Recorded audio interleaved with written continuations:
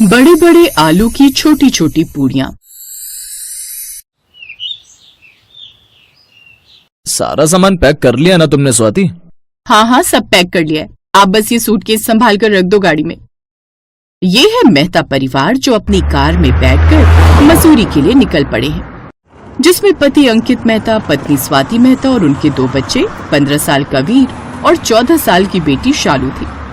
स्वाति आज बहुत खुश थी क्योंकि वो कई सालों बाद अपनी कॉलेज की सहेली सुगंधा से मिलने जा रही थी। पता है अंकित, आई एम सो एक्साइटेड। आज कितने समय बाद मैं अपनी सहेली से मिलूंगी। वो तो तुम्हारा चेहरा ही बता रहा है स्वाति। मम्मी, सुगंधा आंटी की आपकी बेस्ट फ्रेंड है। आंटी नहीं, मासी बोलू से। अगर उसने तुझे आंटी बोलते हुए सुन लिया ना तो वहीं तेरे कान पकड़ ली, इसलिए दोनों के दोनों से मासी बोलना, समझे? ठीक है मम्मी, लेकिन ये तो बताओ आखिर ऐसी क्या खास बात है सुगंधा मासी में कि आप उनसे मिलने के लिए इतनी एक्साइटेड हो? सच कहूँ तो उससे मिलने और उसके हाथ का बना खाना खाने के लिए। तुम्हें पता है वो कितना टेस्टी खाना बनाती है? उसके हाथ के बने खाने के आगे तो अच्छे अच्छे होटल के शेफ भी फेल हो जाए।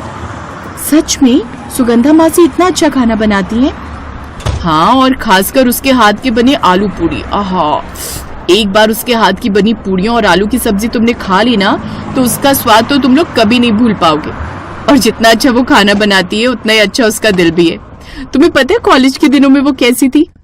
स्वाति, तू यहाँ कैंटीन में क्या कर रही है? कैंटीन में लोग क्या करने आते? औरों की तरह मैं भी खाना खाने आई हूँ। क्यों, तू खाना नहीं लाई क्या? अरे नहीं यार, माँ नानी के घर गई हुई है और मेरा अकेले का खाना बनाने का मन नहीं किया, इसलिए मैं यहाँ आ गई। अच्छा, तो तू अपनी बेस्ट फ्रेंड के होते हुए कैंटीन का खाना खाएगी? नहीं, बिल्कुल नहीं। तुझे पता है आज मैं लंच में तेरे और मेरे फेवरेट आलू पूड़ी के साथ में फ्राइड राइस लाई हूँ। वाओ, सच में? चल फिर वेट क्या कर रही है, जल्दी से टिफिन खोल। वैसे भी तेरे हाथ के टेस्टी आलू पूड़ी का तो स्वाद ही अलग होता है। जानती हूँ, आलू पूड़ी का नाम सुनकर ही तू उस पर टूट पड़ेगी, इसीलिए मैं तेरे लिए भी एक्स्ट्रा रख कर लाई थी। अब दोनों सहेलियां साथ में बैठकर लंच करती हैं। वाओ, मजा आ गया यार, तेरे हाथों में क्या स्वाद है। तू इतना अच्छा खाना कैसे बना लेती है? क्योंकि मुझे खाना बनाने से प्यार है। तुझे पता है स्वाति, मेरा ना सपना है कि मेरा किसी हिल स्टेशन पर एक होटल हो जहां मैं लोगों को उनकी पसंद का खाना बनाकर खिला सकूं। डोंट वरी डार्लिंग, एक दिन तेरा ये सपना जरूर पूरा होगा। एक रोज उनके कॉलेज में फूड कंपटीशन का आयोजन किया गया। मैं कुछ नहीं जानती, मैंने कहा ना सुगंधा तू इसमें पार्टिसिपेट करेगी, मतलब करेगी। यार नॉर्मली घर पर खाना बनाना अलग बात है, लेकिन मंच पर जजेस के सामने अलग बात है। नहीं नहीं नहीं, नहीं मुझसे नहीं होगा। अबे तू पागल हो गई है क्या?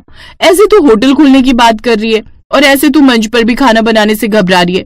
मैं जानती हूँ तू कर लेगी, इसलिए मैंने तेरा नाम पहले इस कंपटीशन में लिखवा दिया है। तू जानती है जीतने वाले को पूरे 2 लाख का इनाम मिलेगा। 2 लाख? अच्छा चल ठीक है, फिर तेरे कहने पर मैं पार्टिसिपेट कर लेती हूँ। सुगंधा उसमें पार्टिसिपेट करती है, लेकिन उसी कंपटीशन में कुछ और लड़कियों ने भी हिस्सा लिया था, जिसमें से एक लड़की थी काजल, जो कि गरीब घर से थी। हे भगवान, मैं किसी तरह इसमें जीत जाऊं। मुझे अपनी माँ के इलाज के लिए कुछ पैसे चाहिए। प्रभु मेरी मदद करना।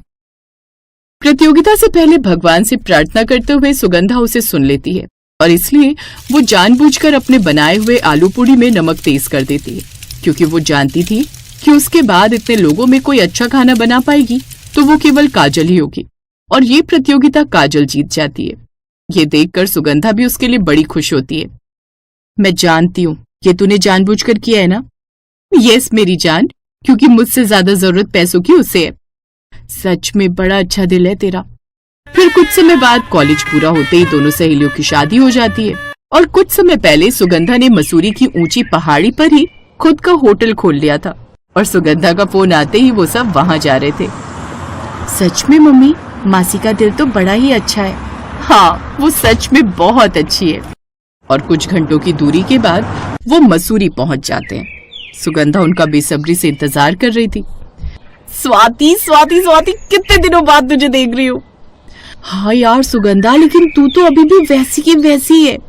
हाँ, क्योंकि मैं रोज सुबह उठकर इन वादियों में खुली सांस लेकर योग करती हूँ मैडम। ये दोनों शालू और वीर है ना, कितने बड़े हो गए। नमस्ते मासी। नमस्ते बच्चों, दोनों कितने बड़े हो गए। आइए जीजा जी, मैं आप लोगों को आपका कमरा दिखाती हूँ।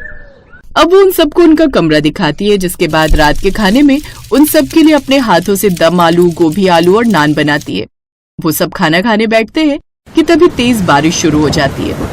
अरे वाह, यहाँ का मौसम कितना सुहाना हो गया। बरसात का मौसम और साथ में दम आलू की सब्जी सफर की सारी थकान ही खत्म कर दी। यही तो पहाड़ों की खासियत है। अंकित जी, इंसान कितना भी थका हुआ क्यों ना हो, प्रकृति की गोद में आकर उसकी सारी थकान निकल जाती है। बिल्कुल सच कहा राजीव जी। इसके बाद काफी देर तक वो सब बरामदे में बैठकर बातें करते रहते हैं। अगली सुबह हल्की धूप पहाड़ों की वादियों में बिखरी हुई थी।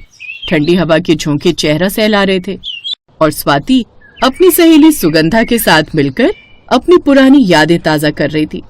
और वो रोहन था ना, जिसे सब लड़के भोंदू भोंदू कहकर चिढ़ाते थे, सुना है उसने काजल से शादी कर ली है और अब उसे लेकर बैंगलोर सेटल हो गया। अब दोनों अच्छी नौकरी कर रहे हैं। अरे वाह, ये तो बड़ी अच्छी बात है। वो दोनों काफी देर तक बातें करती हैं, जिसके बाद सुगंधा उनके लिए नाश्ता बनाती है। वाह, आलू के टोस्ट, वो भी कॉफी के साथ, ऊपर से इतना सारा ताजा मक्खन।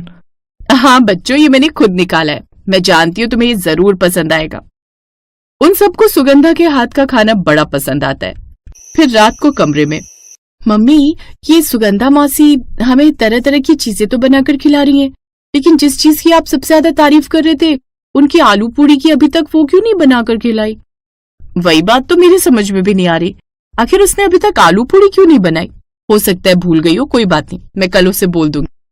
अगली सुबह स्वाति सुगंधा से, सुगंधा, मैंने अपने बच्चों से तेरे खाने की इतनी तारीफ की और खासकर आलू पूड़ी की, तो इनका बड़ा मन है तेरे हाथ की बनी आलू पूड़ी खाने का।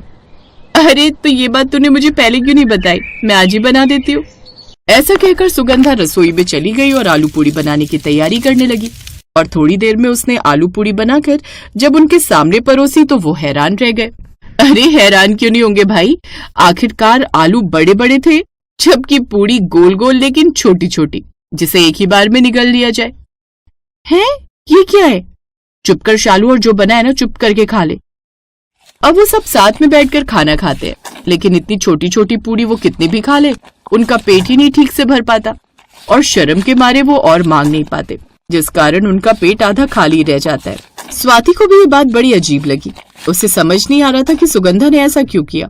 रात के समय कमरे में, मम्मी, आप तो कह रही थी मासी बड़ी अच्छी आलू पूड़ी की सब्जी बनाती है। खाना तो अच्छा बना था, लेकिन वो कहाँ से आपको पूड़ी लग रही थी? हाँ, वो तो पूड़ी का छोटा भाई पुड्डू था, इतना छोटा कि एक निवाले में खत्म। अब मेरी समझ में खुद नहीं आ रहा कि सुगंधा ने ऐसा क्यों किया। क्योंकि कहीं ना कहीं वो नहीं चाहती शायद कि अब हम और दिन यहाँ रहें, इसीलिए शायद ऐसा कह रही हो। नहीं, मेरा मन नहीं मानता, सुगंधा ऐसी नहीं है, लेकिन मेरी समझ में भी नहीं आ रहा कि उसने ऐसा क्यों किया।